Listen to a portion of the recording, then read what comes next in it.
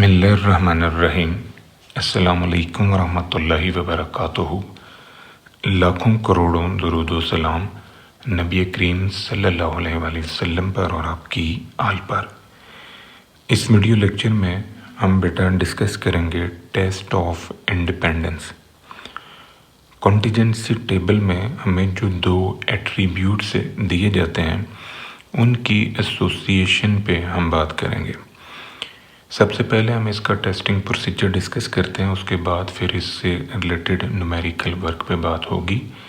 इसी video lecture में हमने रैंक कोरिलेशन का एक छोटा सा टॉपिक है वो भी डिस्कस करना है।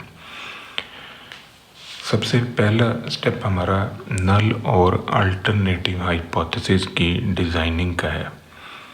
नल हाइपोथेसिस में हम मेंशन करेंगे कि कॉन्टिजेंसी टेबल में हमें जो दो एट्रीब्यूट्स दिए गए हैं वो दोनों इंडिपेंडेंट हैं। हम यहाँ पर उनके नाम भी लिख सकते हैं, जैसे ब्यूटी है और जेंडर है, हेयर कलर और आइज कलर है, रिजल्ट है और साथ में जेंडर है। जो भी एट्रीब्यूट्स हमें कॉन्टिजेंसी टेबल में दिए गए हैं उनके नाम भी यहाँ हम मेंशन कर सकते हैं। अल्टरनेटिव हाइपोथेसिस हमारा होगा कि एट्रीब्यूट्स आर नॉट इंडिपेंडेंट, मतलब उन एट्रीब्यूट्स के अंदर कोई ना कोई एसोसिएशन मौजूद है, वो इंडिपेंडेंट नहीं है। दूसरा स्टेप है level of significance. Her question में हमें अल्फ़ा की वैल्यू दी जाएगी। अगर किसी क्वेश्चन में हमें अल्फ़ा की वैल्यू नहीं दी जाती तो हम अपनी तरफ से 5% यूज़ करेंगे। अल्फ़ा जो है ये बड़ा इम्पोर्टेंट है इन्वेस्टिगेशन के अंदर। अगर हम अल्फ़ा की वैल्यू 0 लेते हैं तो फिर हम टेस्टिंग प्रोसीजर अडॉप्ट ही नहीं कर सकते। उसकी रीज़न ये है कि अल्फ़ा की वैल्यू हमेशा वहाँ 0 ली जाती है जो as sure as death statements हों, जैसे सूरज मशरिक़ से निकलता है, बर्फ़ जो है वो ठंडी है, जितने भी जानदार हैं उन्होंने मरना ही मरना है। तो ऐसी स्टेटमेंट्स की फिर हम टेस्टिंग नहीं कर सकते। अल्फ़ा जो है इसे हम साइज़ ऑफ टेस्ट भी कहते हैं। इसे हम degree of rejecting the null hypothesis भी कहते हैं। इसे प्रोबेबिलिटी ऑफ टाइप 1 एरर भी कहा जाता है। तीसरा हमारा स्टेप है टेस्ट स्टैटिस्टिक का। ये दो फार्मूले हैं जो हम टेस्ट स्टैटिस्टिक के तौर पे यूज़ करेंगे। इनमें से जो ये वाला फार्मूला है ये हम वहाँ अप्लाई करेंगे जहाँ पर हमारा कॉन्टिजेंसी टेबल 2x2 का है, मतलब एक ऐसा टेबल जिसमें 2 रोज़ और 2 कॉलम्स की इंफॉर्मेशन है। बाकी जहाँ पर भी 2x2 के अलावा कोई टेबल है तो वहाँ पर हम ये फार्मूला जो है ये यूज़ करेंगे। यहाँ पर O जो है ये ऑब्जर्व्ड वैल्यू है और E जो है ये एस्टिमेटेड वैल्यू है। इसके बाद हमने आना है क्रिटिकल रीजन में। चौथा हमारा जो स्टेप है, जो पॉइंट है, वो क्रिटिकल रीजन का है। अब जो क्रिटिकल रीजन है ये डिपेंड करता है आपके लेवल ऑफ सिग्निफिकेंस के ऊपर। अगर अल्फ़ा की वैल्यू बड़ी है तो क्रिटिकल रीजन का साइज़ बड़ा होगा, और अगर अल्फ़ा की वैल्यू छोटी है तो क्रिटिकल रीजन का साइज़ छोटा होगा। क्रिटिकल रीजन में हमने ये वाली वैल्यू जो है ये टेबल से लेनी है। R जो है ये रोज़ को इंडिकेट करता है, C कॉलम्स को इंडिकेट करता है, अल्फ़ा प्रोबेबिलिटी है टाइप 1 एरर की। इस वैल्यू को हम टेबल से लेंगे और ये जो कैलकुलेटेड वैल्यू हमने निकाली है फार्मूला यूज़ करके, तो ये काई स्क्वायर की कीमत को इस टेबल की वैल्यू से हम कंपेयर करेंगे। इस डायग्राम के अंदर आप नोटिस करें कि हमारे पास ये जो शेडेड एरिया है ये हमारा क्रिटिकल रीजन है। अगर ये जो कैलकुलेटेड वैल्यू है इसकी लोकेशन जो है ये CR में आ रही है तो फिर हम अपने नल हाइपोथेसिस को रिजेक्ट कर देंगे। अगर ये वैल्यू हमारी AR में गिरती है तो फिर हम नल हाइपोथेसिस को रिजेक्ट नहीं करेंगे बल्कि हम उसे एक्सेप्ट कर लेंगे। जब हम नल हाइपोथेसिस को रिजेक्ट करते हैं तो इसका मतलब है कि जो हमने नल हाइपोथेसिस बनाया है कि एट्रीब्यूट्स आर इंडिपेंडेंट, तो वो बात रिजेक्ट होगी। तो एक्सेप्ट फिर हुआ कि एट्रीब्यूट्स आर नॉट इंडिपेंडेंट।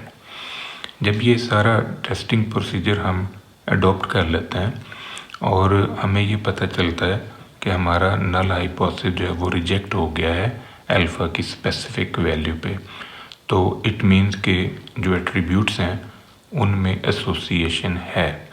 अब हम ये जानना चाहते हैं कि अगर उन एट्रीब्यूट्स के अंदर एसोसिएशन है तो वो कितनी है। तो उसके लिए फिर हम आते हैं कोफिशिएंट ऑफ कॉन्टीजेंसी में। तो ये जो कोफिशिएंट ऑफ कॉन्टीजेंसी है, इसमें हमने दो फार्मूला यूज़ करने हैं। एक है Karl Pearson coefficient of contingency और दूसरा है क्रैमर कोफिशिएंट ऑफ कॉन्टीजेंसी। ये जो पहला है ये Karl Pearson coefficient of contingency है, ये इसकी रेंज होगी। ये जो दूसरा है ये क्रैमर कोफिशिएंट ऑफ कॉन्टीजेंसी है और ये इसकी रेंज है। यहाँ पर जो के है, के हमारे पास है नंबर ऑफ रोज़ या नंबर ऑफ कॉलम्स हैं जो तादाद में कम है। अगर आप 2x3 में काम कर रहे हैं तो के की वैल्यू 2। अगर आप 3x4 में काम कर रहे हैं, मतलब 3 रोज़ और 4 कॉलम वाला टेबल है, तो फिर के की वैल्यू हम 3 लेंगे। अगर 2x2 में काम कर रहे हैं तो के की वैल्यू 2 होगी। अब हमने नोट करना है कि ये जो सी और क्यू हमने निकाले हैं, इनके न्यूमेरिकल आंसर इस रेंज के कितना करीब हैं। अगर ये दोनों न्यूमेरिकल आंसर अपनी रेंजेस की जो हाईएस्ट वैल्यू उसके करीब होंगे तो स्ट्रॉन्ग एसोसिएशन को शो करेंगे। अदरवाइज ये एसोसिएशन जो है फिर मॉडरेट भी हो सकती है, वीक भी हो सकती है। अब हम इससे रिलेटेड न्यूमेरिकल वर्क पे बात करते हैं। हमारा पहला क्वेश्चन है, ये इंफॉर्मेशन हमें दी गई है दो एट्रीब्यूट से रिलेटेड, एक रेड और वाइट है और ये हाई, मीडियम एंड लो। ये आपके पास है दो ब्रीड्स हैं मुर्गियों की जिन्होंने अंडे दिए हैं, तो उनकी पैदावार को कॉन्टीजेंसी टेबल में दिया गया है। अब इस पर हमने ये टेस्ट करना है कि जो ब्रीड रेड है या वाइट है, तो इनकी जो पैदावार है high, medium and low quality के अंडों के लिहाज से, तो इनमें कोई एसोसिएशन है, यानी कौन सी ब्रीड है जो ज़्यादा हाई क्वालिटी के, मीडियम क्वालिटी या लो क्वालिटी के लिहाज से अंडे दे रही है। मतलब ब्रीड का अंडों की पैदावार के साथ कोई एसोसिएशन बनता है या नहीं बनता। तो सबसे पहला हमारा स्टेप होगा एट्रीब्यूट्स आर इंडिपेंडेंट, और आगे हम नाम लिख सकते हैं ब्रीड और यील्ड, यानी ब्रीड मुर्गियां हैं और ये मुर्गियों की दो किस्में रेड एंड वाइट, और यील्ड पैदावार है high, medium and low. Alternative hypothesis हमारा है कि एट्रीब्यूट्स आर नॉट इंडिपेंडेंट।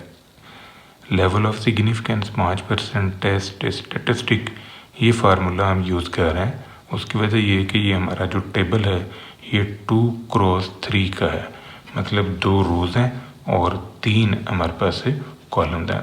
तो ये 2/3 के टेबल की वजह से हमने ये फार्मूला जो है ये यूज़ करना है। अब ये ओ जो है ये ऑब्जर्व्ड वैल्यूज़ हैं, मतलब ये 46 है, 29, 28 है, 27, 14 एंड 6, ये हमारी ऑब्जर्व्ड वैल्यूज़ है। अब इनके अगेंस्ट हमने ई बनाना है, जिसे हम एस्टिमेटेड वैल्यू कहते हैं।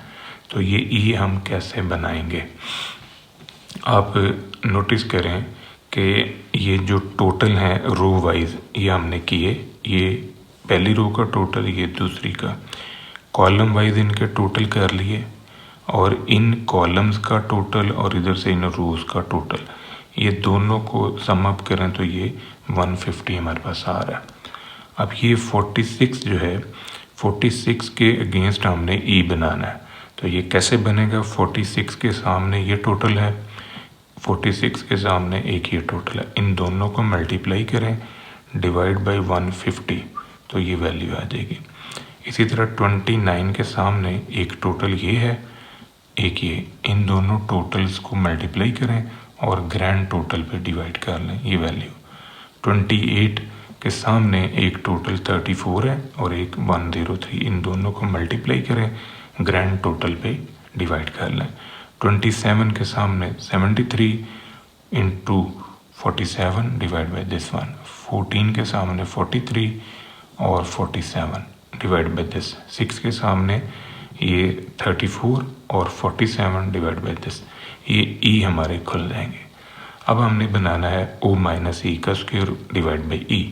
एक ही कॉलम के अंदर हमने ये जो रिजल्टेंट कॉलम है ये डिज़ाइन करना है।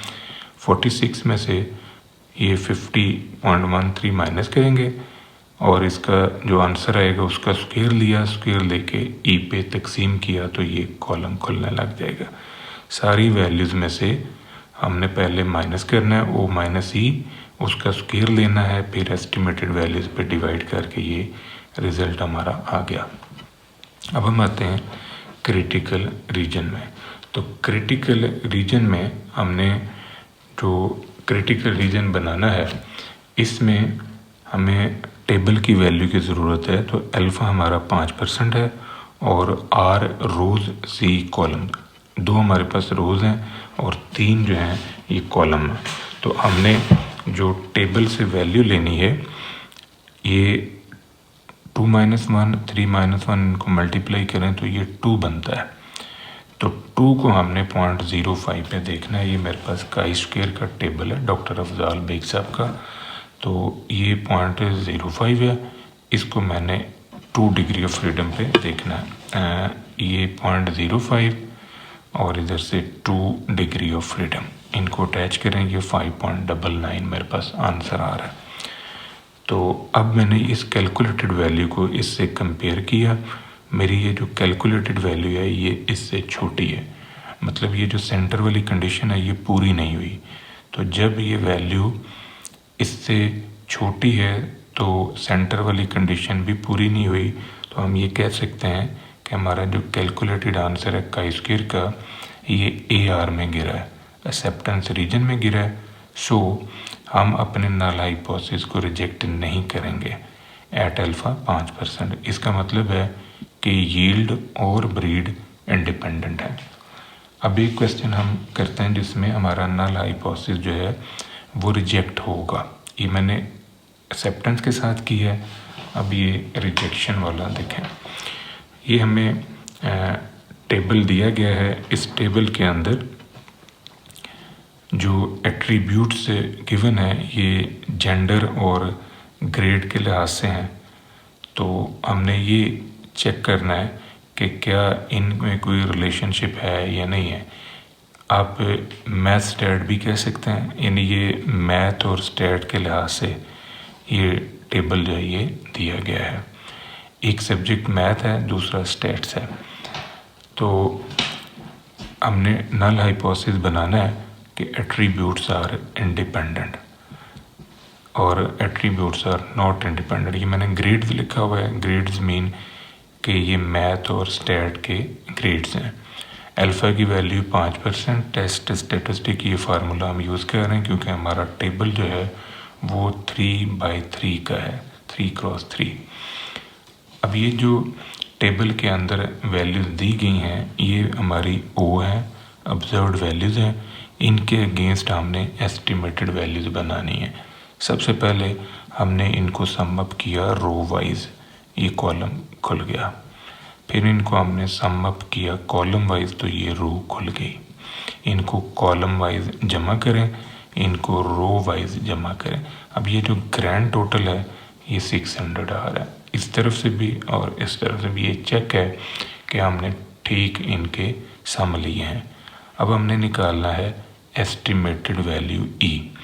56 के लिए जो हमारी एस्टिमेटेड वैल्यू होगी, 56 के सामने एक टोटल ये पड़ा हुआ है, 56 के सामने एक टोटल ये है। इन दोनों को मल्टीप्लाई करना है और ग्रैंड टोटल 600 पे डिवाइड किया तो ये 36 आंसर आ गया। इसी तरह 96 के सामने एक टोटल ये है और एक टोटल ये, इन दोनों को ज़रब देनी है, 600 पे डिवाइड करना है, ये आंसर आएगा।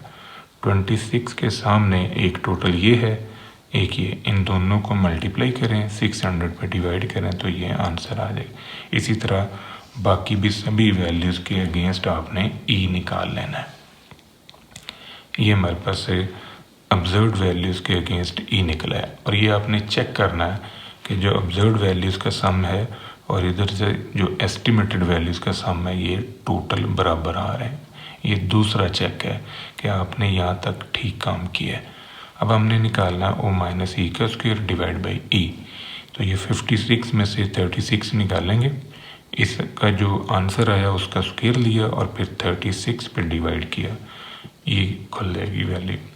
96 में से 105 निकालना है, जो आंसर आया उसका स्क्वायर लेना है और उस स्क्वायर को 105 पे डिवाइड किया, ये आंसर। इसी तरह बाकी सारे। तो ये हमारा ग्रैंड आंसर आ गया। अब हमने आना है क्रिटिकल रीजन में। तो क्रिटिकल रीजन में हमने अपनी कैलकुलेटेड वैल्यू को इस टेबल की वैल्यू से कंपेयर करना है। रोज़ हमारे पास 3 है, कॉलम भी 3 है, 3 - 1 3 - 1, यहाँ से आंसर आएगा 4। तो 4 डिग्री ऑफ फ्रीडम को हमने चेक करना है 0.05 के लिहाज से। तो ये काई स्क्वायर का टेबल है 0.05 और इधर से 4 डिग्री ऑफ फ्रीडम 9.49 आंसर आ रहा है। तो अब ये जो कैलकुलेटेड वैल्यू है इसको हम इससे कंपेयर करते हैं। हमारी जो कैलकुलेटेड वैल्यू है वो टेबल की वैल्यू से बड़ी है, तो हमारा जो काई स्क्वायर का आंसर है ये CR में गिर गया। तो हम अपने नल हाइपोथेसिस को रिजेक्ट कर देते हैं। इसका मतलब कि जो हमने नल हाइपोथेसिस बनाया कि ग्रेड्स आर इंडिपेंडेंट, तो ये रिजेक्ट हो गया। इसका मतलब कि ग्रेड जो है उनमें रिलेशनशिप है, उनमें इंडिपेंडेंस नहीं है।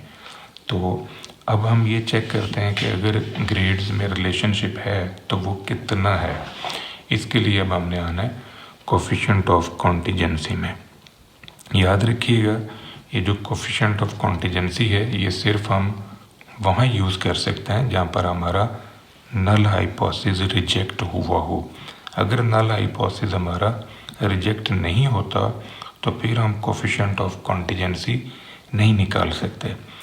काई स्क्वायर की वैल्यू मैंने रखी, n मेरे पास है 600, टेबल में से हमने ये इंफॉर्मेशन ली है 600 की, तो इसका न्यूमेरिकल आंसर ये आ गया। अब हमने इसको कंपेयर करना है इसकी रेंज के साथ। तो रेंज जो है ये k-1/k यहाँ पर 3 होगा क्योंकि 3/3 में हम काम कर रहे हैं। तो वैसे k जो है नंबर ऑफ़ रोज़ या नंबर ऑफ़ कॉलम जो तादाद में कम हो, तो यहाँ पर चूँकि रोज़ और कॉलम की तादाद सेम है इस वजह से k की जगह पर मैंने 3 रखा, ये आंसर आ गया। इसको मैंने इससे कंपेयर करना है।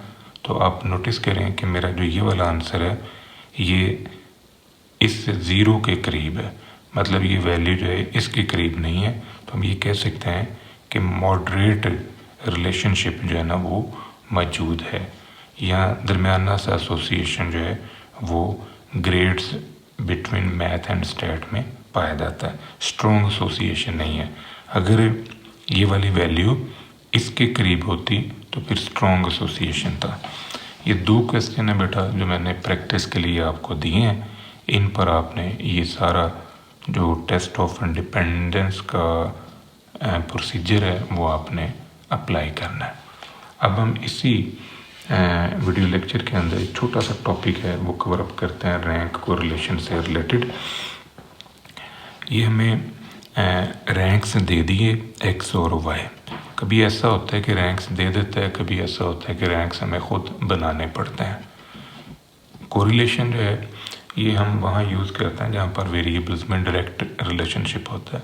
लेकिन अगर वेरिएबल्स में रिलेशनशिप डायरेक्ट नहीं होता तो फिर हम रैंक कोरिलेशन में जाते हैं। हम अपने डाटे की रैंकिंग करते हैं, जो 2 नए वेरिएबल आ जाते हैं रैंक्ड वेरिएबल, उनमें फिर हम कोरिलेशन मालूम करते हैं, उसे हम रैंक कोरिलेशन कहते हैं।